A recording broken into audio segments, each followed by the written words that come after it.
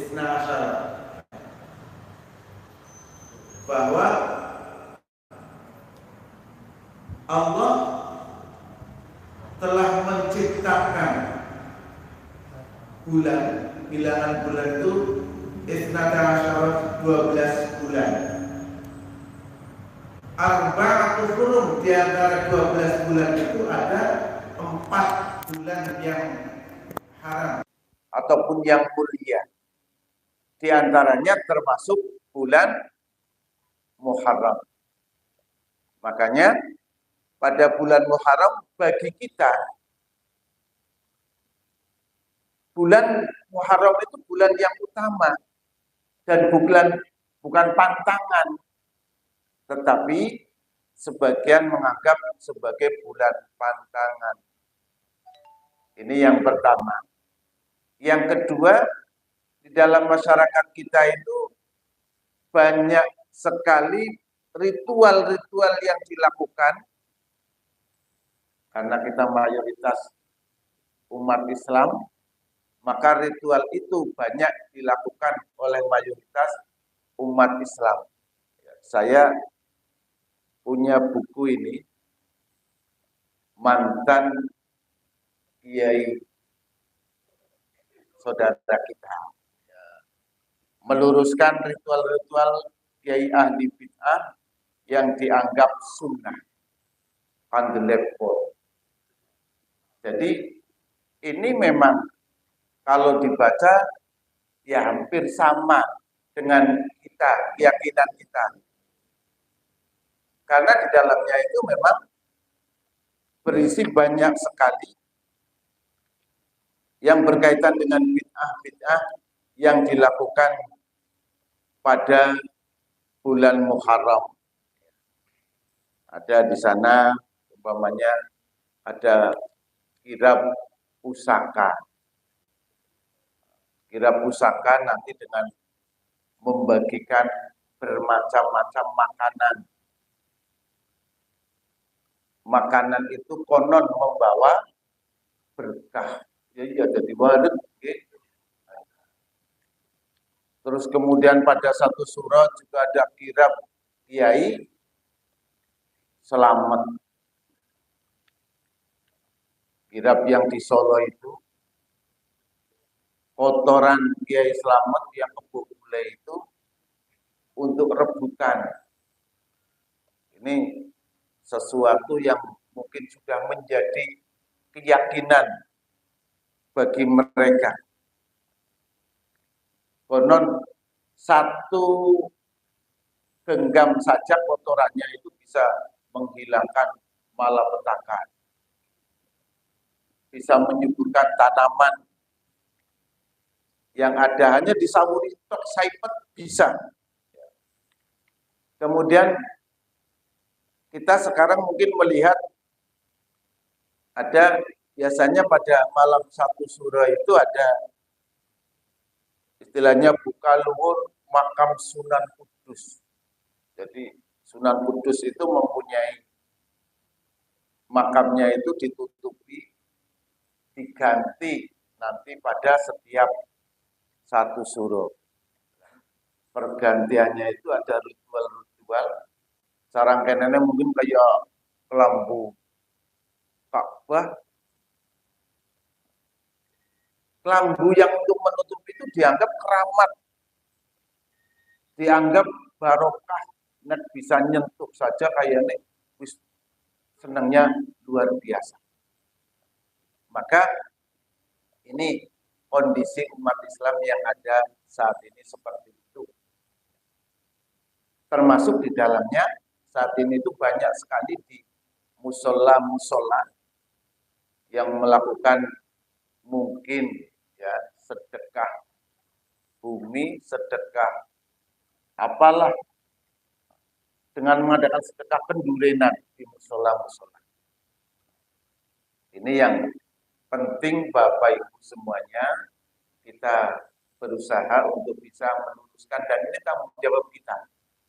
Larangan kita itu untuk menutupi hal-hal yang memang kita harus sampaikan. para kiai ketika tahu itu merupakan perbuatan yang tidak sesuai dengan agama, mereka tidak berani menyampaikan kepada jamaahnya. Alasannya apa kira-kira? Alasannya itu nanti kalau umpamanya diingatkan, diluruskan, itu nanti sudah dianggap, oh Muhammadiyah. Ya kayak gitu ya. Sudah dianggap, oh sudah Muhammadiyah jenengan. Sekarang sudah bukan lagi seperti kita. Bukan lagi seperti umumnya umat Islam. Ada saudara kita itu ketika di komunitas tertentu yang biasa mengadakan kegiatan-kegiatan malam syuro, kegiatan-kegiatan di bulan Muharram, dia tidak mau ikut. Dia langsung dicap Muhammadiyah. Yura gelem. Jadi tidak hanya untuk kegiatan itu untuk mereka saja, tapi dianggap itu merupakan suatu amalan-amalan yang memang disunahkan. Padahal orang contohnya saka Kanjeng Nabi. Ini yang dimaksudkan dengan ar-ruju' ilal Qur'an was sunnah. Kembali kepada Al-Qur'an dan sunnah. Bapak Ibu yang dimuliakan Allah Subhanahu wa taala, ya, itu sekedar mengingatkan kita bahwa dalam Al-Qur'an ada arba'atul hurum, ya, ada 4 bulan yang dimuliakan oleh Allah. Di antaranya Muharram, ada Dzulqa'dah, Dzulhijjah, terus kemudian satu lagi Rajab, 3 berurutan. Ya. Ini yang dimuliakan. Tetapi ada 2 bulan yang disingkiri di kalangan kita, yaitu bulan Dzulqa'dah dan bulan Muharram atau bulan Syura. Bulan Dzulqa'dah yang memang bulan apit. Dzulqa'dah bulan apit. Kalau Dzulhijjah wis mulai pada barang gawe maning. Sekarang agak direm ya. Muharram, Syura, orang pada barang gawe. Kode maning. Kemarin ramai banget. Ketika masuk hari Ahad sudah direm, berhenti. Jadi jarang sekali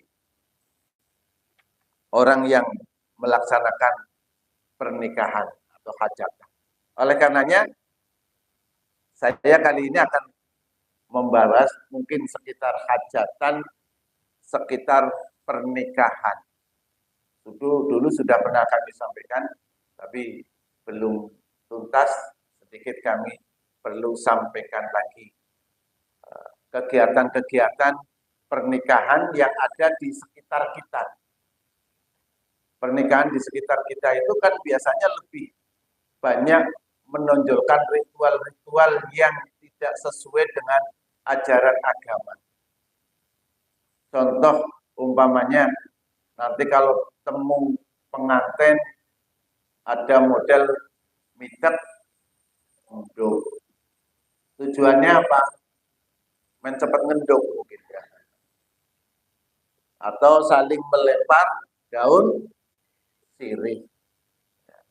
Ada model sang suami itu menumpahkan beras, nanti sing wadon, sing madai, sing nampan.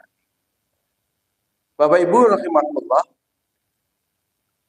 kita akan memulai dari awal. Biasanya ketika seorang laki-laki sudah mempunyai cita-cita menikahi seorang perempuan, itu dilakukan semacam khitbah, artinya ada lamaran.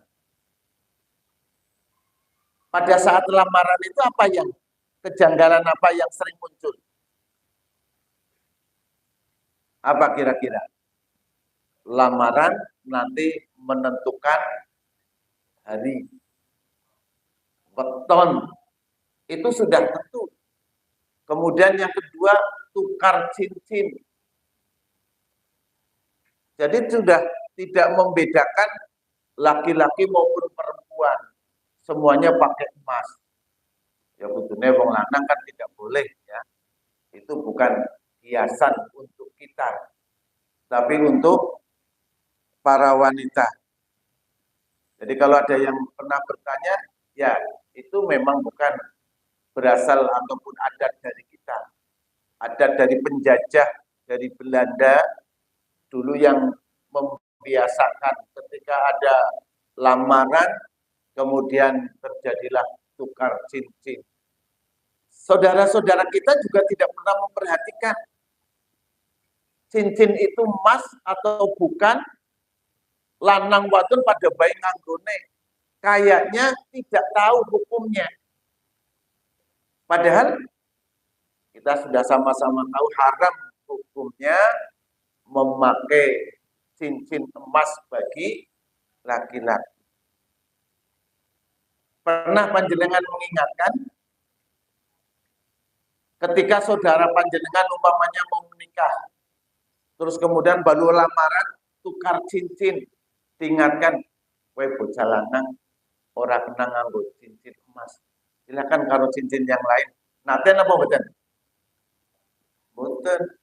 Padahal idza ra'aitumul munkara falyughayyirhu biyadihi.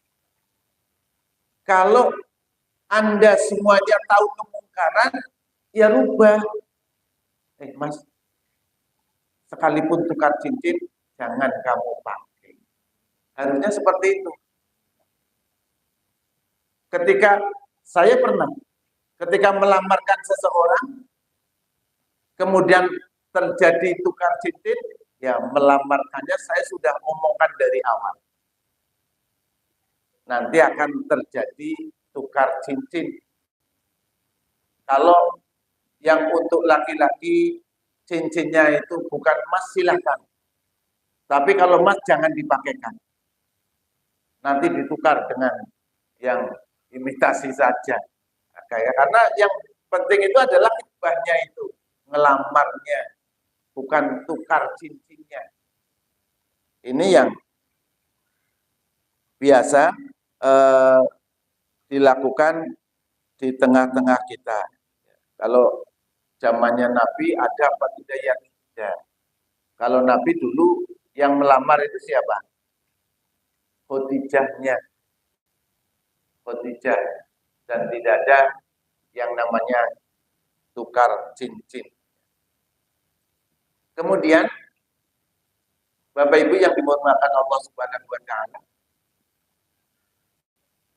di antara syarat sahnya pernikahan itu adalah adanya ijab qabul. Ijab qabul itu sangat menentukan. Mungkin ada 5 syarat, ada ataupun 6. Kalau 6 tambahannya itu adalah ada petugas dari kantor urusan agama. Tapi secara syar'i tidak, artinya cukup dengan adanya saksi. Tapi di negara kita ada tambahan 1 tercatat, yaitu untuk memudahkan saja. Jadi ketika ijab qabul, seorang wali kalau punya anak perempuan, sebaiknya yang menikahkan itu bapaknya. Tidak usah kongkon jaluk tulung karo penghulu. Kalau umpamanya mau minta tolong, ya kepada saudara kita. Umpamanya mungkin grogi. Dulu Pak Saiful, alhamdulillah, Saiful langsung sendiri. Ya. Wong anak dewek masih wong dia sing bojo kena. Kita. Nanti Pak Sentot sama. Berkira-kiranya grogi belajar. Kalau kiranya aku bahasa Arab apa bahasa Inggris. Kalau bahasa Inggris itu Pak Haji Adam bisa itu. Jadi mungkin kalau Pak pakai bahasa Arab, saya Pak Haji Saiful bisa. Jadi intinya sebagai seorang wali ya harus menikahkan anaknya sendiri. Kalau tidak sanggup, baru mungkin saudaranya yang dekat minta tolong.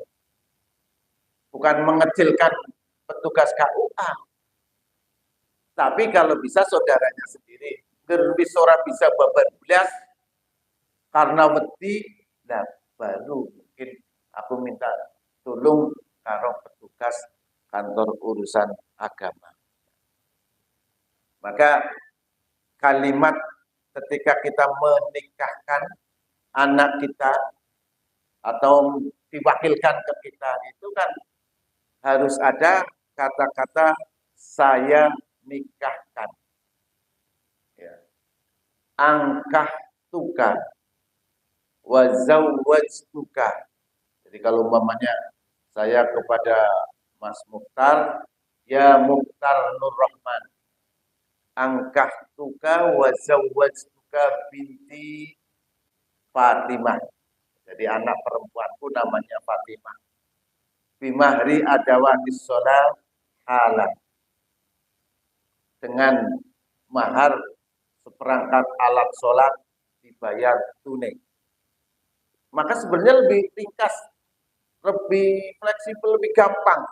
Kita itu mengucapkan dengan kalimat bahasa Arab. Kalau umpamanya tidak dengan bahasa Arab, boleh tidak dengan bahasa Indonesia? Boleh. Bahasa Sunda juga boleh. Jadi monggo silakan dengan bahasa yang kita mampu dan yang bersangkutan juga mampu, bisa. Saya pernah ngajari pakai bahasa Arab, tapi ketika di depan penghulu orang bisa ngucap, belas angel banget. Akhirnya pakai bahasa Jawa. Bahasa Jawa tidak diajarkan padahal orang terkuarai. Paling-paling bahasa Indonesia. Jadi mengucapkan itu nggak bisa. Tapi insya Allah bapak-bapak kalau supaya mengucapkan lagi bisa. Ya. Jadi kalimat ijab kabulnya itu apa? Ya, qabil tu nikahaha wa tazwijaha bimahril madhkur hal. Panjenengan bisa ngajari kepada calon mantunya. Maksud tak ajari nang aku mau bahasa apa? Siap gitu kan ya. Jadi ini kalimat itu juga kadang-kadang sama-sama grogi. Ada pengantin yang halan malah jauhnya sah gitu. Harusnya kan qabil tuh bolak-balik malah keliru ya. Kemudian acara yang disunahkan oleh Nabi itu apa? Mengadakan wali. Walau bisyatin. Walaupun sekedar hanya nyembelih kambing. Artinya bukan berarti oh nyembelih kambing, oh nyembelih sapi orang uling. Boten angsal. Ibaratnya mengadakan walimah supaya orang lain itu tahu bahwa anak saya sudah menikah. Kalau Nabi ketika itu Nabi menyampaikan kepada Ali bin Abi Thalib, wahai Ali, sampaikan kepada orang-orang agar datang ke tempat saya untuk walimatul arus. Jadi ketemu, ngomong, diundang nang Kanjeng Nabi. Ketemu lagi, diundang nang Kanjeng Nabi. Ya, mereka terus bergegas datang kepada Nabi, kepada tempat ataupun rumahnya Kanjeng Nabi. Sehingga akhirnya sekarang tidak ngomong ketemu ngomong, pakai undang ke sana kemari ya, sehingga akhirnya sampai kepada saudara-saudara kita. Saudara kita bisa ikut menghadiri.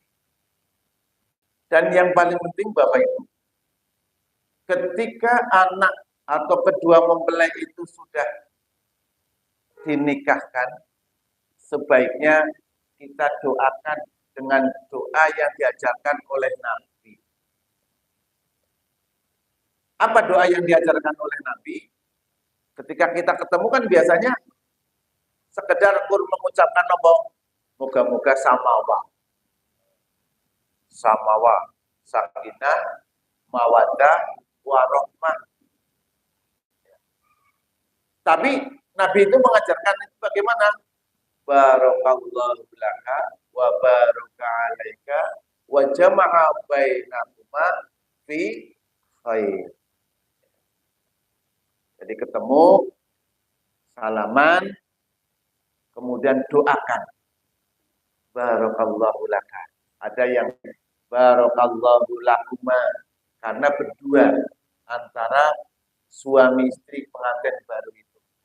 Barakallahu lakuma wa baraka alaikuma wa jama'a bainakuma fi khair. Ya Allah, semoga Allah memberikan berkah kepada kamu berdua. Dan semoga Allah mengumpulkan kamu berdua selalu di dalam fi khair, di dalam kebaikan. Ini doa yang seharusnya kita itu memang sampaikan ketika kita menghadiri walimatul arus, pernikahan. Sampun hafal nggih? Biasanya mien pernah kula sampaikan tapi ya kelalen gitu. Kelalen malih mboten? Kelalen. Tapi ya wajar. Nek ibu-ibu orang kelalenan itu orang dilem hamil maning. Rasakna lara kok. Tapi kita sareng-sareng hafalkan. Barakallahu laka wa baraka alaika wa jama'a bainakuma fi khair. Ya, ini redaksi awal seperti itu. Nek panjenengan mau pakai yang dua boleh. Barakallahu lakuma wa baraka alaikuma wa jama'a bainakuma fi khair. Barakallahu lakuma wa baraka alaikuma wa jama'a bainakuma fi khair. Tapi ulangi saking aja.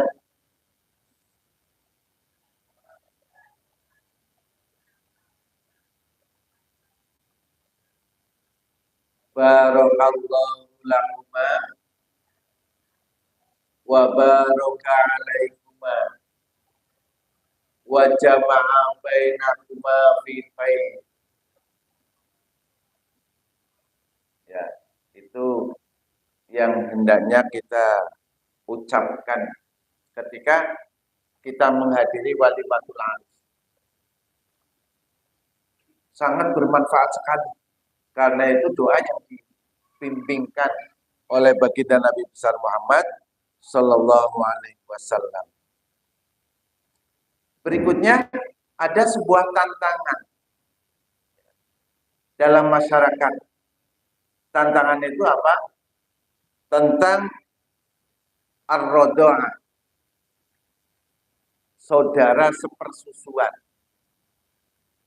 Itu termasuk di dalam surat Al-Baqarah itu kan memang diharamkan. Termasuk wanita-wanita yang diharamkan adalah saudara-saudara ar-rodha'ah, sepersusuan. Yang jadi perdebatan itu di mana? Yang jadi perdebatan itu adalah ketika berapa kalinya. Ini kalau sepersusuan biasanya sebelum umur 2 tahun.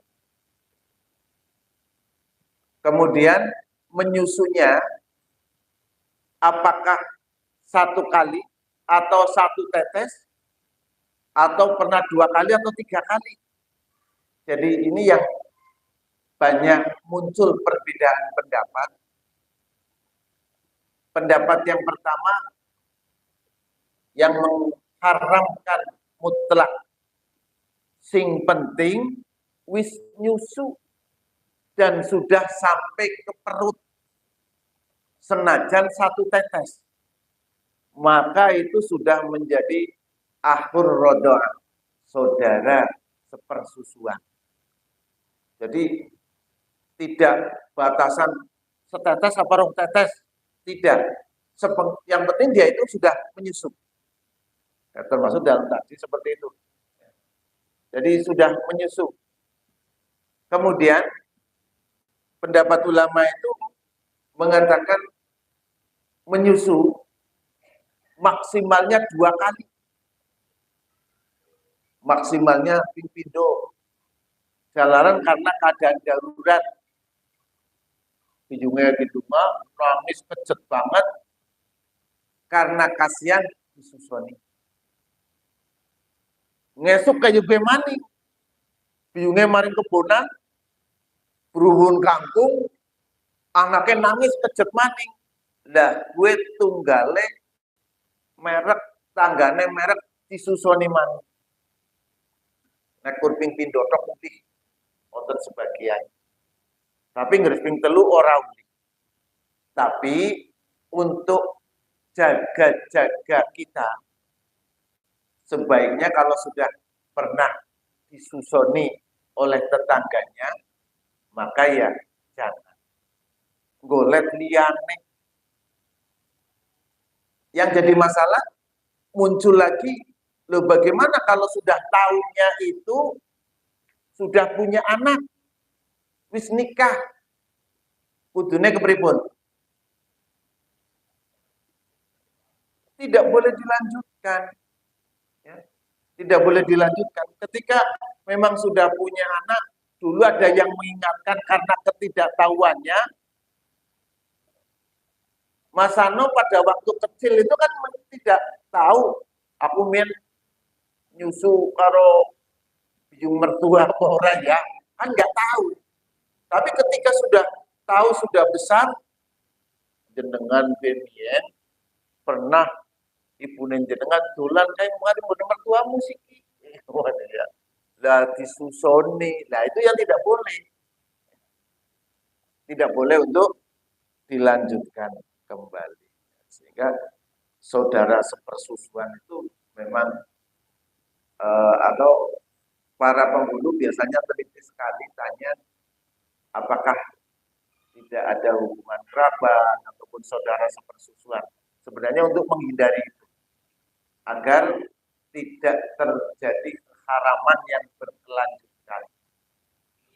Nah, kalau sudah kandungannya gitu, karena itu tidak sah, kalau nikah kok tidak sah, maka hukumnya apa? Zina.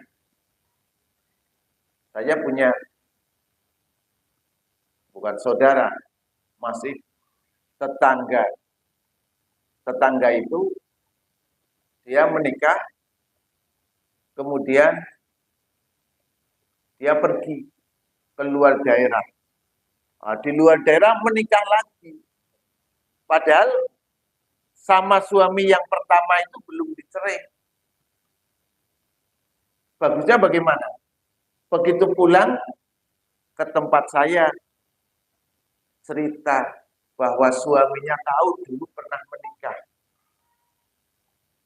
Terus dia sudah punya anak di SMA. Suaminya minta pulang sana. Saya nggak mau. Karena Anda dulu ngomongnya masih gadis, ternyata sudah pernah menikah. Dan saya tidak tahu apakah suaminya itu sudah menceraikanmu apa belum. Sehingga ketika ada kasus seperti itu apa? Saya undang suaminya.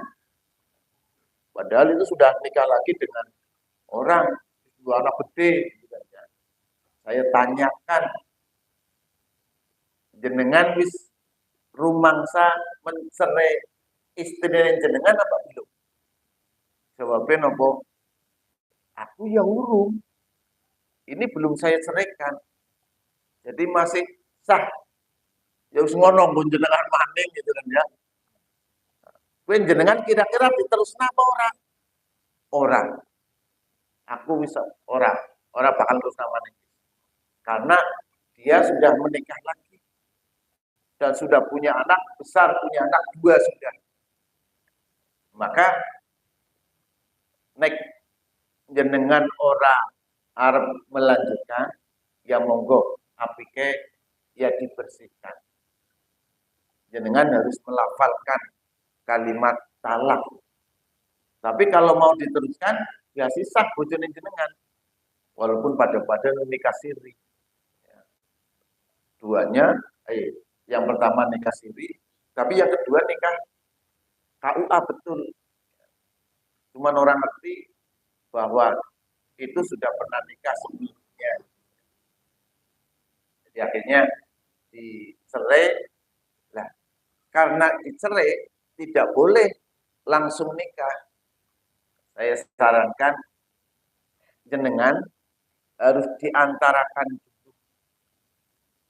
Tidak boleh campur, syukur tidak serumah dulu. Karena sebenarnya secara agama dia tidak sah menikahi jenengan. Yo bapaknya orang bener juga. Bapaknya itu kan sing nikahaken, senajan sing nikahaken menika KUA, tetapi dia sudah mengatakan bahwa anak saya belum pernah nikah. Itu berarti si perawan, si perawan. Padahal wis asin di bojo gitu kan ya. Katanya bujang. Ya itu termasuk sesuatu yang memang tidak dibolehkan oleh agama. Kemudian yang berikutnya Bapak Ibu yang saya hormati, bagaimana kalau hukumnya seseorang itu menikah dengan janda pamannya? Pamanen di bojo, pamane mati. Lah terus niki keponakane seneng, ya pamane niki istilahnya masih muda meninggal dunia. Boleh enggak keponakan mendapatkan istri pamannya? Karena itu mungkin saja terjadi. Ya seperti yang dulu kami contohkan Pak Saringuddin Hakim, gitu kan, ya. Pak Saringuddin menikah punya istrinya itu punya anak perempuan. Setelah berumah tangga, Pak Saring dengan istrinya, anaknya Pak Saring seneng kalau anaknya ibu nih, Saring gitu kan ya. Boleh tidak? Ya boleh. Karena mungkin bapaknya beda, hanya saja ini jadi bapaknya deret ya jadi mertuanya. Ibunya ya jadi mertuanya, akhirnya menikah. Ya. Tadi Pak Sentot pas khotbah di tempat saya tahu. Nah itu Pak Sentot tadi putranya. Jadi boleh. Nah kalau keponakan nikah dengan istrinya pamannya meninggal dunia, angsal badan. Tidak boleh dulu. Boleh. Nah, keponakan kan nek istrine kan anu sanes nopo-nopo nek. Bukan apa-apanya dengan ketika sudah putus, artinya pamannya meninggal dunia, boleh menikah dengan istri pamannya. Langgar mantu nikah karo ibu mertuane lah ora uli. Pegatan. Terus kemudian aku udah seneng karo biyune lho. Juga di bojo, ya biung mertuan itu mau tenang sam. Karena statusnya memang sudah menjadi anak. Nah, tapi ada di salah satu ranting ya, yang nikah dengan ibunya, sing hamil malah anak gitu kan ya. Anaknya urung bojo hamil sampai keluar 2 anak. Kan lucu. Mas Diran biasanya paham. Tapi itu sing paling pahaman banget. Oleh karenanya, Bapak Ibu yang dimuliakan Allah Subhanahu wa taala, permasalahan-permasalahan yang seperti ini itu yang memang sering terjadi. Yang lebih sering lagi itu adalah bagaimana seseorang yang kawin atau nikah sesudah berzina. Kowe kudu dinikahna apa ora? Atau seorang wanita itu sudah hamil. Lah siapa sing kudu bojone dadi bojone? Jadi itu tidak boleh yang namanya apa itu tutup menutupi wirang ya istilahnya. Kan ada seharusnya sebagaimana firman Allah dalam surat An-Nur, A'udzubillahi minasyaitonirrajim, Az-zani la yankihu illa zaniyatan aw musyrikatan wa zaniyatu la yankihuha illa zanin aw musyrik wa hurima dzalika 'alal mu'minin. Laki-laki yang berzina tidak mengawini melainkan perempuan yang berzina atau orang musyrik, dan perempuan yang berzina tidak dikawini kecuali oleh laki-laki yang berzina atau laki-laki yang musyrik. Yang demikian itu diharamkan atas orang-orang mukmin. Wa hurrima dzalika 'alal mu'minin. Dasarnya cara majelis tajwid itu ketika ada wanita yang hamil, baiknya dinikahkan dengan yang menghamili. Jangan dinikahkan dengan orang yang tidak tahu menahu. Mahasiswa menghamili mahasiswi. Mahasiswanya orang tahu jawab, golek natutup. Ya, wis kae bojo keponakanku. Tapi bisa dihamil. Ya sing goblok ya kowe, belum ya seorang apa lah daripada aku jadi bujang tua mana gitu. Boten wong tidak merasa menghamili ya jangan mau. Kenapa jangan mau? Ya karena dia adalah orang yang pendosa. Dalam bahasa agama itu termasuk dosa besar. Jadi kalau orang yang soleh ya jangan menikah dengan pezina, orang yang berbuat zina. Maka az-zaniyatu la yankihu illa zaniyah. Artinya az-zani la yankihu illa zaniyah. Pezina laki-laki tidak boleh menikah kecuali dengan pezina perempuan. Dalam majelis tadi dikatakan kecuali yang berbuat zina, umpamanya perempuan, mau menikah dengan ahli jamaah. Tapi wanita itu sudah benar-benar taubat, maka boleh. Tapi nggak sudah konggo nutupi kehamilan orang yang soleh ya jangan. Bukan berarti orang itu tidak boleh menikah dengan orang yang baik. Syaratnya bagi orang mukmin itu adalah ketika dia sudah benar-benar taubat, orang yang soleh boleh menikah dengan dia. Angger gendem. Oke? Angger gendem. Gerumbang orang lah. Masa aku nikah karo kae. Yang tidak diperbolehkan sama sekali itu adalah dengan pelacur. Wis ngerti, wis tobat, tapi dia itu memang betul-betul pelacur, maka jangan sekali-kali menikah dengan orang seperti itu. Ya pelacur karo pelacur. Mohon wis 20 tahun nang di Baturaten umpamanya nang Gang Sadar ya, Mas Adira. 20 tahun kan wis babak belur. Ya jadi itu kali yang singkat resmi. Ya karena mungkin sudah tidak laku, baru tobat. Biar lagi si ayu kon tobat orang belum.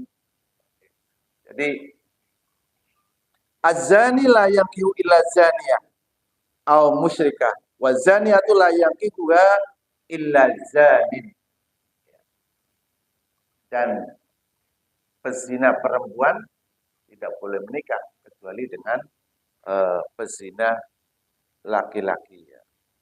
Maka jumhur ulama menafsirkan az-zaniyatu la yankihuha illa zanin, artinya wanita pezina tidak mengawininya kecuali pria pezina. Ya, yang zina umpamanya yang menghamili dia yang harus menikahinya. Tapi seandainya laki-lakinya itu tidak bertanggung jawab, ya, perempuannya betul-betul taubat, taubatan nasuha, benar-benar taubat, kemudian aku dipaksa baik, aku pas lagi nang belanja nih, dipaksa baik, akhirnya aku belum, ya kayak jenazah sing masih urip nggih. Akhirnya kejadian seperti itu. Oleh karenanya, Bapak Ibu yang dihormati Allah Subhanahu wa taala, maka apakah orang yang berbuat zina, baik laki-laki maupun perempuan, itu diberi ampunan oleh Allah? Ulama tarjih mengatakan ya, jika dia memang benar-benar bertaubat. Tapi kalau taubatnya taubat sambel, ya tidak. Tadi mengatakan sebagaimana mengutip sebuah hadis, atta ibu minadzambi kaman la dzambalah.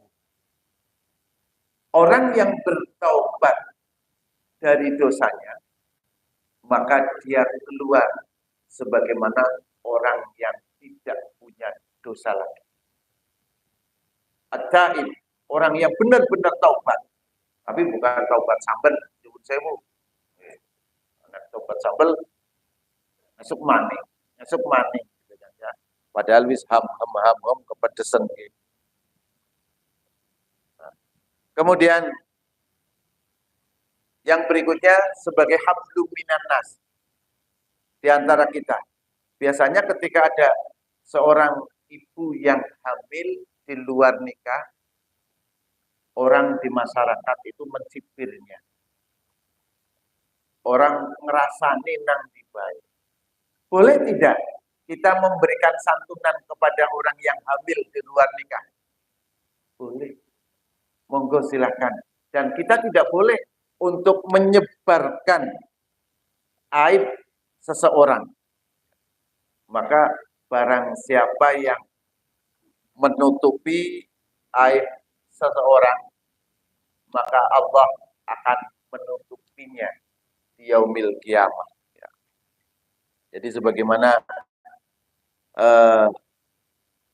hadis Nabi yang diriwayatkan oleh Muslim, Bismillahirrahmanirrahim, man nafasa mu'minin kurbatan min kurabi dunya nafasallah anhu kurbatan min kurabi yaumil qiyamah wa may yassara ala muksirin yassarallahu alaihi fid dunya wal akhirah ila akhiril hadis. Yang artinya, barang siapa yang melonggarkan saudaranya